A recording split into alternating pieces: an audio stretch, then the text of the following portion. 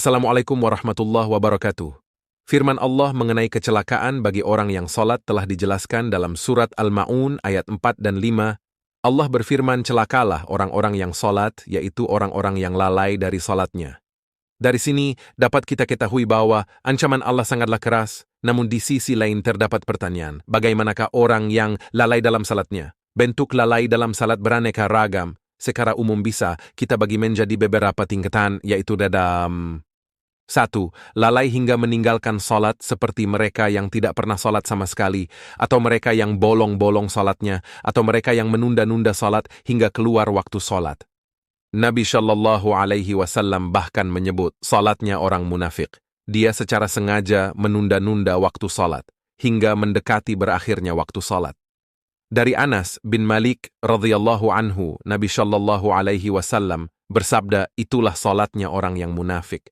Duduk santai sambil lihat-lihat matahari, hingga ketika matahari telah berada di antara dua tanduk setan, menjelang terbenam dia baru mulai salat dengan gerakan cepat, seperti mematuk 4 kali. Tidak mengingat Allah dalam salatnya, kecuali sedikit. Hadits riwayat Muslim 1443 dan riwayat Ahmad 1199. 2. Lalai dalam bentuk tidak perhatian dengan rukun salat, sehingga salatnya batal. Umumnya yang sering diabaikan adalah rukun tumakninah. Banyak orang yang terlalu cepat dalam mengerjakan gerakan ini. Tumakninah adalah tenang sejenak setelah semua anggota badan berada pada posisi sempurna ketika melakukan suatu gerakan rukun salat. Trik, lalai dalam bentuk tidak melaksanakan penyempurna salat, seperti tidak memperhatikan pakaian. Allah memerintahkan agar manusia memperhatikan kerapian pakaian ketika salat.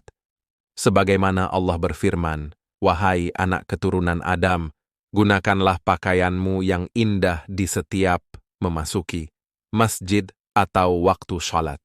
Surat Al-A'raf ayat 31. Wallahu alam bishawab.